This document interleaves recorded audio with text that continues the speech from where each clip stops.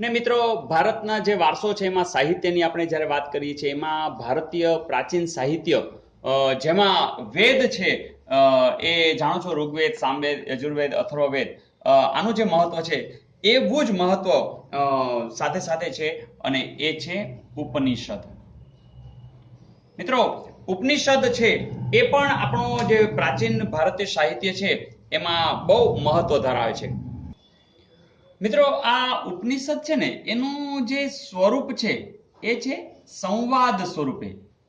સંવાદ સ્વરૂપે આ રચાયેલું છે.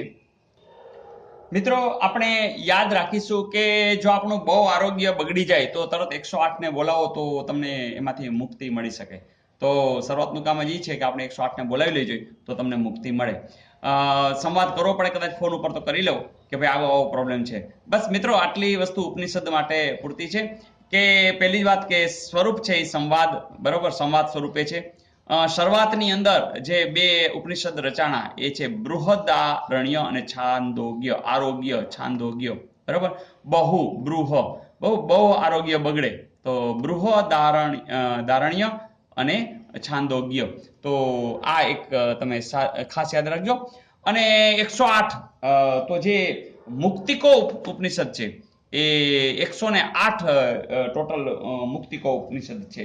અને ફરીથી આ ઉપનિષદોની અંદર જે સ્વરૂપ છે એ સંવાદ સ્વરૂપ છે. તમને એમ થાય કે ઉપનિષદમાં હશે શું? તો મિત્રો, એની અંદર બધા દાર્શનિક પ્રશ્નો છે, બરાબર. કેવા પ્રશ્નો છે? દાર્શનિક પ્રશ્નો. સાથે સાથે બ્રહ્માંડનો આરંભ કેમ થયો, જીવન શું છે, મૃત્યુ શું છે, ભૌતિક આધ્યાત્મિક જગત શું છે, જ્ઞાન શું, પ્રકૃતિ, આ બધી વાત અહીં ઉપનિષદની અંદર મૂકેલી છે. તો મને લાગે છે ઉપનિષદ વિશે પણ હવે તમે ક્લિયર છો. તો આપણા જે પ્રાચીન ભાષા સાહિત્યની વાત કરીએ એ વેદ વિશે અને ઉપનિષદ વિશે બંને વિશે કરી શકો છો. વેદની ડિટેલ પણ હવે તમે જાણો છો અને ઉપનિષદની પણ ડિટેલ જાણો છો. તો એક જ મિનિટમાં આપણે વિહંગાવલોકન કરી લઈ.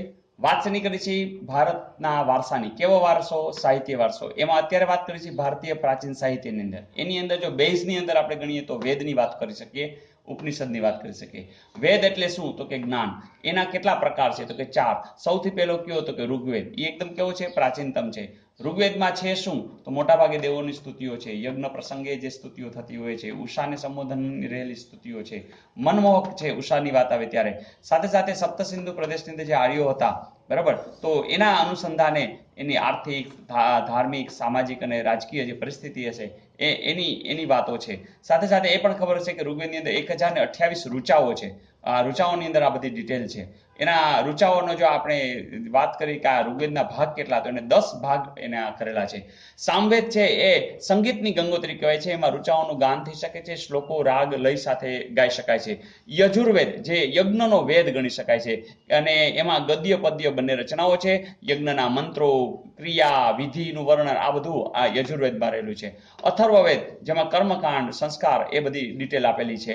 અને ઉપનિષદની વાત કરીએ તો ઉપનિષદનું જે આખું સ્વરૂપ છે સંવાદ સ્વરૂપે છે. શરૂઆતના ઉપનિષદો ક્યાં ક્યાં હતા? તો બૃહદારણ્ય અને છાંદોગ્ય એ ઉપનિષદ શરૂઆતના હતા.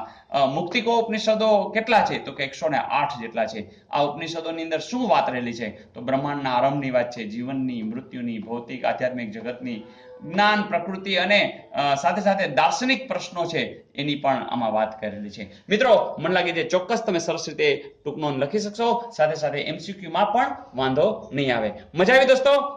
All the best.